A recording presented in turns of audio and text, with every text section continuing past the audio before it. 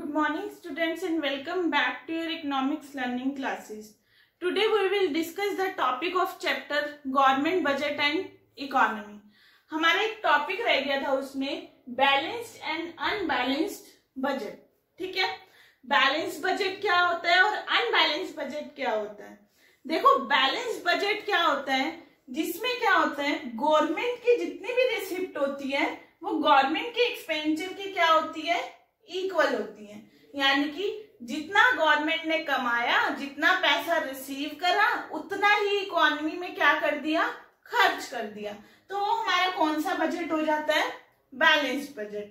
तो देखो अब बैलेंस्ड बजट है तो उसकी या तो कुछ मेरिट्स भी होंगी या फिर क्या होंगी, कुछ डीमेरिट्स भी होंगी. देखो बैलेंस बजट की क्या मेरिट होती है.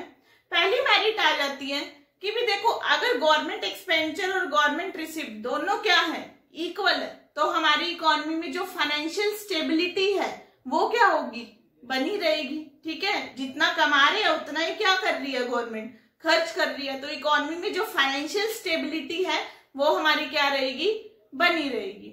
सेकंड मेन इसकी क्या आ जाती है, एडवांटेज ये आ जाती है हमारी इकोनॉमी में फाइनेंशियल स्टेबिलिटी बनी रहेगी. इकोनॉमी में क्या होगा, जीडीपी की ग्रोथ क्या रहेगी, कांस्टेंट लेवल पे रहेगी हमारी.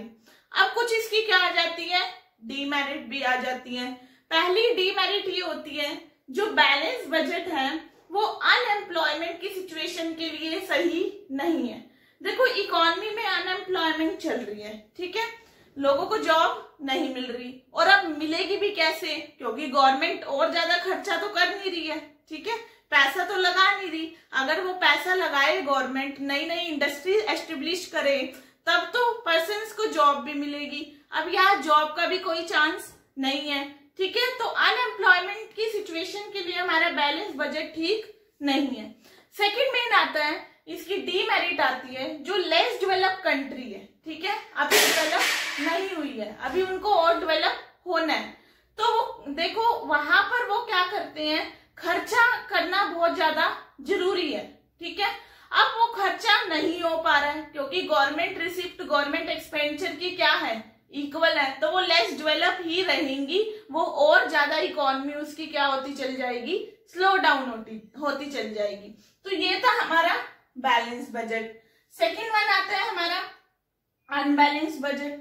अनबैलेंस बजट क्या होता है, जिसमें गवर्नमेंट की रिसिप्ट और गवर्नमेंट के एक्सपेंडिचर इक्वल हमारे नहीं होते. ठीक है, गवर्नमेंट रिसिप्ट और गवर्नमेंट एक्सपेंडिचर इक्वल नहीं है. या तो गवर्नमेंट की रिसिप्ट ज्यादा होते हैं गवर्नमेंट की एक्सपेंडिचर से, या फिर गवर्नमेंट की एक्सपेंडिचर ज्यादा होते हैं गवर्नमेंट के रिसिप्ट से. ठीक है, देखो जो अनबैलेंस्ड बजट है वो हमारे टू पार्ट्स में क्या है, डिवाइड है. One is surplus budget and second one is deficient budget. ठीक है, सरप्लस बजट क्या होता है, जिसमें जो भी गवर्नमेंट की रिसिप्ट होती है, एस्टिमेटेड जो गवर्नमेंट की रिसिप्ट होती है वो ज्यादा होती है एस्टिमेटेड गवर्नमेंट एक्सपेंडिचर से. ठीक है, जितनी गवर्नमेंट की इनकम है, मनी रिसीव हो रहा है इकोनॉमी से, वो ज्यादा रिसीव हो रहा है और वो खर्चा क्या कर रही है इकोनॉमी में, कम कर रही है. तो वो कौन सा बजट हो जाता है हमारा, सरप्लस बजट. अब सरप्लस बजट की कुछ मेरिट्स भी हैं और सरप्लस बजट की कुछ डीमेरिट भी है.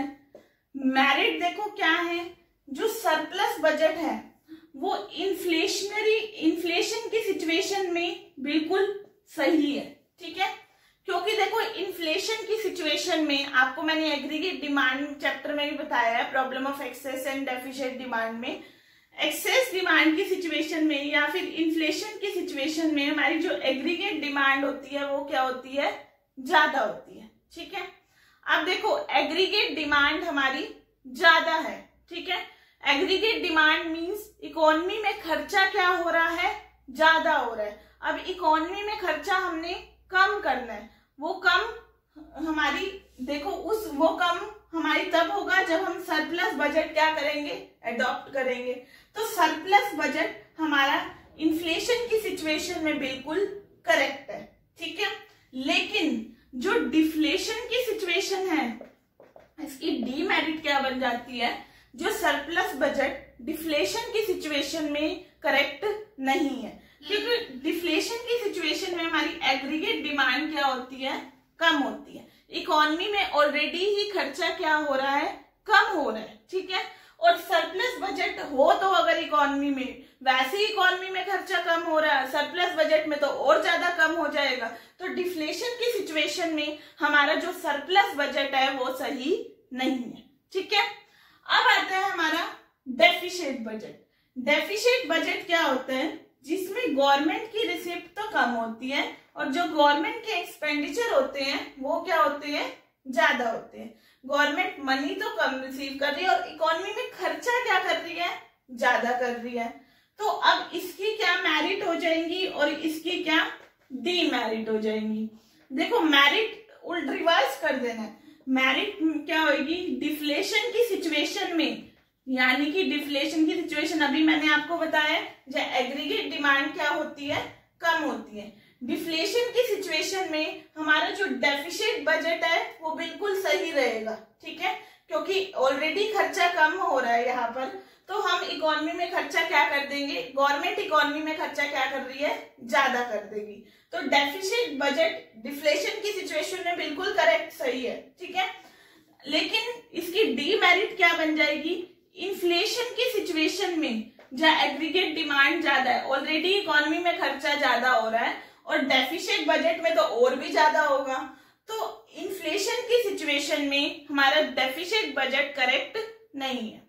तो ये था हमारा टॉपिक बैलेंस्ड और अनबैलेंस्ड बजट। आई होप आपको ये टॉपिक अच्छे से क्लियर हो गया होगा। इस टॉपिक को आपने अच्छे से व्यू करना है और अगर आपको ये वीडियो अच्छी लगी है तो इसको ज्यादा से ज्यादा लाइक करना है और मेरे चैनल को सब्सक्राइब जरूर करना है। Okay, thank you everyone.